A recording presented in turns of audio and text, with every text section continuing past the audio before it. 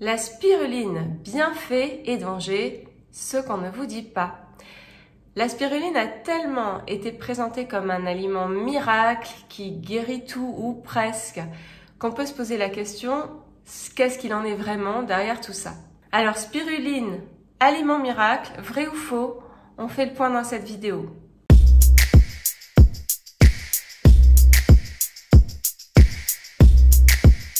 Bonjour à tous. Si vous ne me connaissez pas, je me présente, je suis Florence, naturopathe et praticienne en micronutrition, une approche qui consiste à chercher et traiter les causes des dysfonctionnements de santé. J'accompagne les personnes désireuses de retrouver leur plein potentiel santé en rééquilibrant leur système.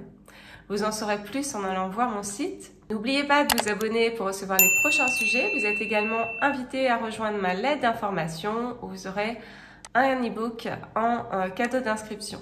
Commençons par définir qu'est-ce que la spiruline. Alors longtemps, j'ai aussi cru que la spiruline était une algue puisque c'est comme ça qu'on la présente. Mais en réalité, c'est une cyanobactérie, c'est-à-dire une petite bactérie de couleur bleu-vert avec un pigment très particulier et qui a des formes de filaments, des petits bâtonnets et qui se développe en eau douce. Elle est connue pour sa richesse exceptionnelle en protéines, vitamines, minéraux, oligo-éléments, antioxydants. On va voir tout ça dans cette vidéo. Mais on va voir aussi qu'il y a des croyances et des fausses croyances sur ce super aliment. Et justement, je vais vous donner mon point de vue sur certaines croyances qui ne sont pas toujours vraies. Et je vous invite à rester jusqu'au bout pour ne pas, encore une fois, vous contenter de ne regarder que les bienfaits. Il y a aussi des risques. On verra ça à la fin de la vidéo. Première fausse croyance sur la spiruline, c'est que la spiruline serait riche en iode. Beaucoup de personnes m'ont posé la question, est-ce qu'il y a de l'iode dans la spiruline? Je pense que la confusion vient du fait que la spiruline est présentée souvent comme une algue, donc qui dit algue dit iode, mais c'est une algue, pas une algue, c'est une bactérie d'eau douce. Or, il n'y a pas d'iode dans l'eau douce, donc non, il n'y a pas d'iode dans la spiruline. Autre confusion courante sur la spiruline, c'est qu'elle contient de la vitamine B12. Beaucoup de gens me demandent, je ne pense pas, enfin je vous explique en fait, elle contient de la vitamine B12 mais ce n'est pas efficace pour faire monter les taux quand on a un déficit ou une carence. Pourquoi ? Si vous aviez vu ma vidéo sur la vitamine B12, vous vous souvenez qu'il y a deux formes. Il y a une forme qui est active, on dit aussi la vitamine B12 méthylée ou la méthylcobalamine. C'est celle-là qui nous intéresse pour faire monter un taux quand on est en déficit. Et il y a la vitamine B12 plus courante qui est non active et celle-là, elle est beaucoup moins intéressante. Et là, dans la spiruline, on a les deux. Sauf que on a les deux, mais pas du tout dans la même proportion. On va avoir bien plus, trois quarts de fois plus de vitamine B12 non active pour une petite partie de vitamine B12 active. Et vous pourriez penser c'est mieux que rien. Mais ce qui va pas en fait, c'est que le fait qu'il y ait beaucoup plus de vitamine B12 non active, ça va bloquer l'assimilation de la B12 active parce que ça va occuper la place sur les récepteurs à cette vitamine. Donc, le peu de vitamine B12 active, elle va pas avoir de moyen d'action sur votre corps. Donc, moi, dans ma pratique, au cabinet, en consultation, je ne conseille pas la spiruline pour la B12. C'est vraiment pas assez efficace. Je préfère partir sur, comme je le disais dans la vidéo sur la vitamine B12, sur de la méthylcobalamine en complément alimentaire pendant quelques temps. Ou bien, évidemment, sur les sources alimentaires, et ça, j'en ai parlé plus que ça dans la vidéo. Parlons maintenant de la spiruline et du fer. Alors oui, la spiruline contient du fer. Est-ce que ce fer est assimilable ou pas? Vous savez que c'est pareil, il y a différentes formes de fer, les formes non biodisponibles, il va y avoir un gros déchet, le corps n'en assimilera que très peu, et en revanche, les formes biodisponibles sont tout de suite assimilées et sont efficaces pour faire remonter des taux. Donc là, pour la spiruline, il semblerait que la loi échappe à la règle de héminique, non héminique. Si vous aviez vu ma vidéo sur le fer, j'en ai parlé, il y a deux formes de fer. La forme héminique qui vient donc du sang des animaux, donc les sources animales de fer, et la forme non héminique qui vient des végétaux. Et là, on sait qu'il y a beaucoup de déperdition, donc une faible assimilation de la forme non héminique, par exemple pour les lentilles, etc. Mais dans la spiruline, il semblerait que ça échappe à cette loi puisque on arrive à bien remonter des taux de fer avec la spiruline. Cependant, encore une fois, pour ma part, ce n'est pas ma méthode. Je préfère partir sur du bisglycinate de fer qui sera ou du gluconate qui sera mieux assimilé dans la majorité des cas. Bien sûr, si la personne vient me voir et me dit « moi, mon taux remonte bien grâce à la spiruline », je suis très contente pour elle et ça veut dire que dans son cas, ça fonctionne. Donc, vous pourriez, de même que pour la vitamine B12, vous pourriez essayer pour le faire. Vous faites un dosage avant de commencer la cure pour voir où vous en êtes. Et après 3 mois de cure, vous regardez à nouveau votre dosage et vous voyez si chez vous, ça fonctionne. Parlons à présent de la spiruline et des protéines. Encore une fois, il y a un effet un peu mythe là-dedans. Pourquoi? Alors certes, la spiruline contient beaucoup de protéines, mais vous allez comprendre. En fait, ce qui est intéressant dans la spiruline par rapport aux protéines, c'est l'immense teneur, c'est-à-dire le pourcentage des protéines par rapport au poids final de l'aliment. C'est exceptionnel, c'est bien supérieur à ce qu'on trouve dans la viande de bœuf ou même le soja qui sont les sources les plus protéinées. Donc là, sur la spiruline, on est bien au-delà de ces sources-là.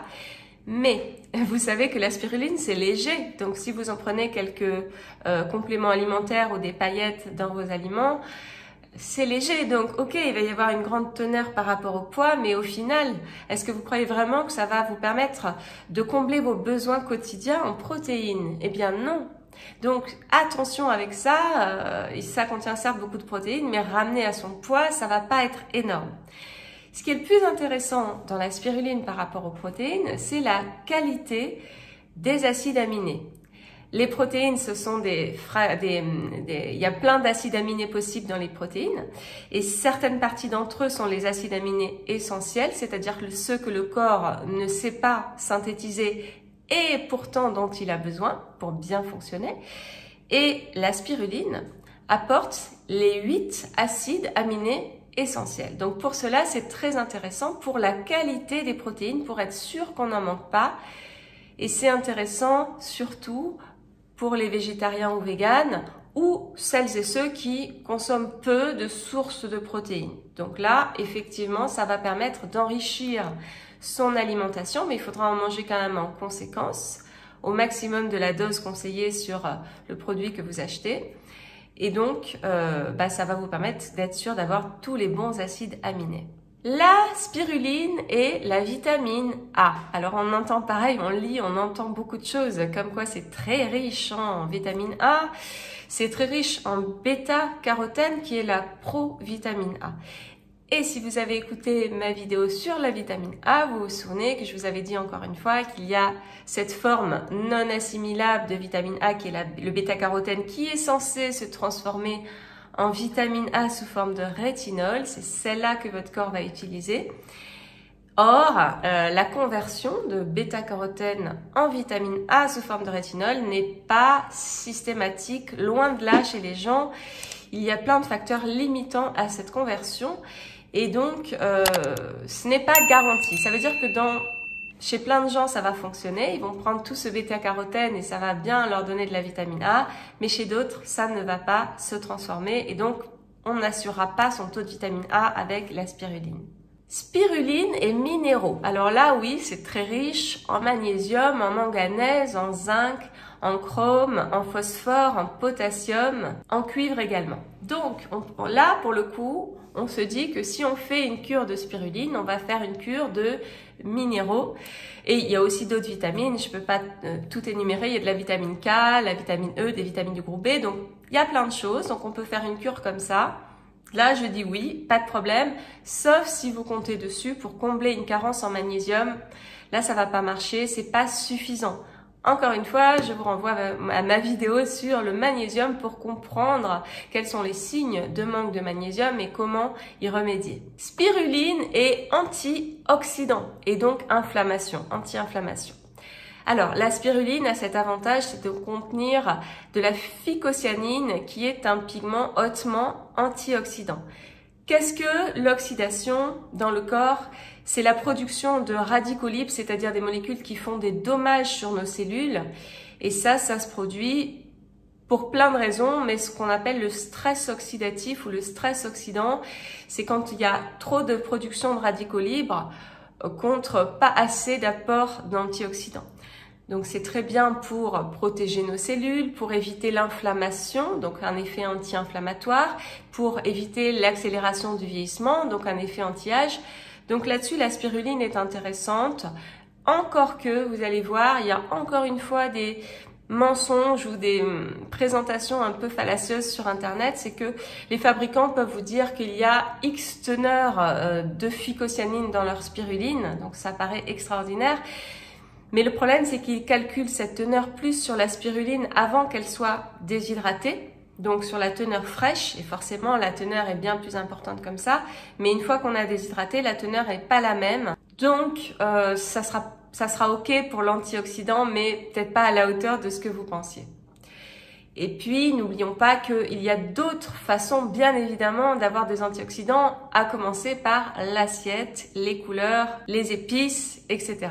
Et puis, pourquoi pas directement acheter de la phycocyanine si vous voulez vraiment cibler cet effet antioxydant et anti-inflammatoire et rajeunissant.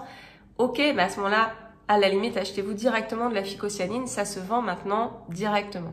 Spiruline, immunité et allergie, il y a des effets, des études montrent, je ne vais pas rentrer là-dedans, d'autres vidéos sont là pour vous expliquer tout ça, mais la spiruline a des effets immunomodulateurs qui sont intéressants pour équilibrer l'immunité, donc on va faire un effet anti-maladie, protecteur, antiviral, et puis également on diminue la sécrétion d'histamine, donc a un effet anti-allergique également.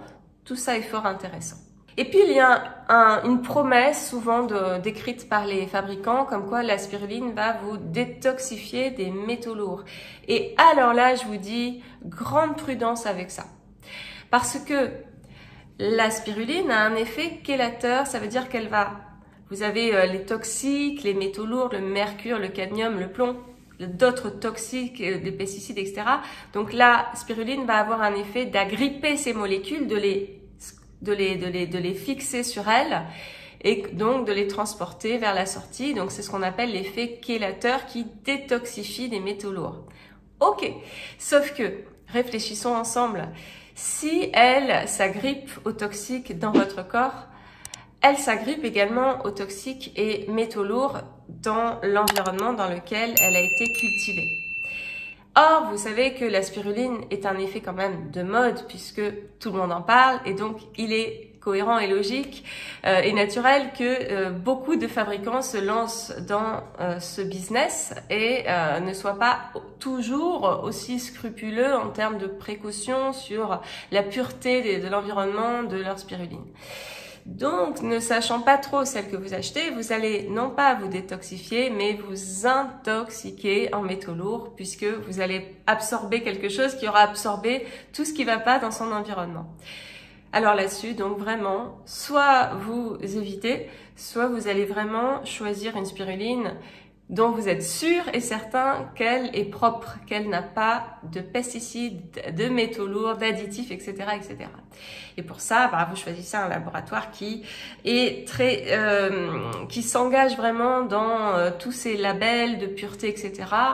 Ça, c'est votre travail. Moi, je peux vous en donner quelques-uns. Je sais que le labo Sunday Natural est vraiment très propre et il garantit beaucoup toutes ces précautions. Le laboratoire Nutrixeal aussi, le laboratoire Copmed qui propose de la spiruline. Là, vous êtes sûr, bien évidemment, il va y en avoir d'autres. Je sais que vous allez peut-être me poser les questions en commentaire, ça m'intéressera. N'hésitez pas à me le dire si vous en avez trouvé une qui est vraiment super, ça permettra aux autres de le lire. Mais désolée si je ne réponds pas toujours à toutes les questions, c'est très difficile pour moi, mais j'essaye en tous les cas. Je regarderai, mais je ne connais pas toutes les marques qui sont très bien, mais je pense qu'elles doivent montrer patte blanche sur toutes ces précautions, tous ces labels de pureté. Alors, en conclusion, que retient-on de tout ça? On retient que la spiruline est intéressante comme une cure d'acides aminés, une cure de minéraux, oligo-éléments, certaines vitamines, comme un effet antioxydant, pour un effet pureté uniquement si on la choisit bien. On retient qu'elle n'est pas vraiment complètement efficace pour compléter un taux de vitamine B12, de vitamine A. Pour le faire, à vous de voir si dans votre cas ça fonctionne ou pas, vérifiez. On retient que pour l'apport en protéines, ce n'est pas ce qu'on croit, c'est à vraiment compléter avec l'alimentation. Et que pour l'effet détox, c'est presque pire que ce qu'on pensait puisqu'il y a un risque d'intoxication. Et puis j'ajouterais, ce que j'avais appris, même si je ne suis pas experte de la médecine chinoise, c'est qu'en médecine chinoise, on dit qu'elle est refroidissante. Donc pour les personnes frileuses, c'est pas forcément une bonne idée. De toute façon, ce que je vous invite à faire toujours, c'est de vérifier par votre propre ressenti et par la biologie si vous voulez voir si ça permet d'augmenter un taux qui était bas. Ne jamais croire sur parole, mais vérifier sur son ressenti et sur sa biologie. Voilà, c'est tout pour aujourd'hui. J'espère que ça vous a plu. N'hésitez pas à la partager autour de vous. Et puis, je vous dis, prenez soin de vous. J'attends vos commentaires. On se retrouve également, si vous le souhaitez, sur Instagram et sur Facebook. À la semaine prochaine pour un prochain sujet.